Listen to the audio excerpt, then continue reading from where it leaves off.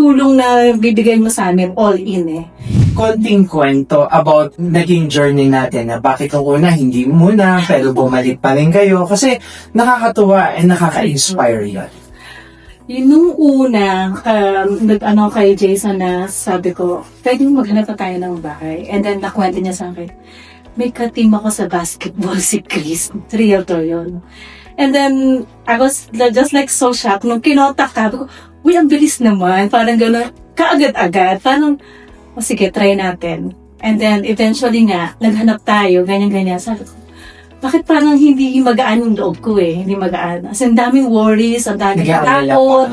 O, sabi ko, di kaya tayo nag-rush. Ganon. Sabi ko, although, okay, sige, may budget, ganyan. Pero, iba pa rin yung feeling pagka hindi rush. Tsaka yung parang, ang bilis. Parang gano'n, naggugulat ako. Sabi ko, baka hindi pa to sa atin. Baka magsisi tayo ng, baka pag kinuha natin to. And then, yun nga. So, hiyang-hiya kami sa inyo talaga nun. As in, pag nag-message kayo sa akin, ako, pubuklatin ko ba tong messenger na nahihiya ako. So, sabi ko kay Jason, kasi ikaw naman, ba't mo tinawagan ka agad?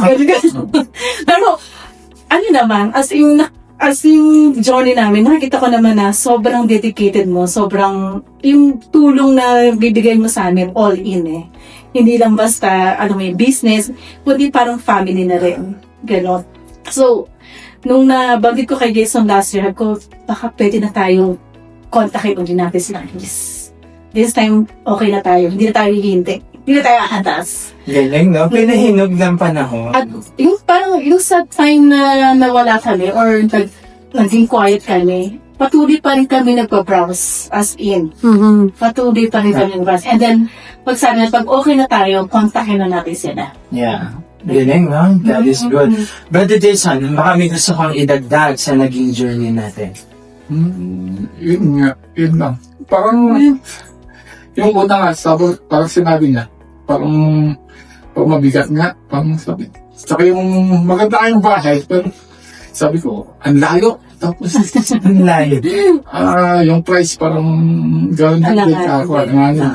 Tapos yung iba, mahirap pa maghanap kasi yung iba, gastado na parang lumang-luma na rin. Mura nga, pero Hindi ganito kaganda, no? at least ito, yung price okay.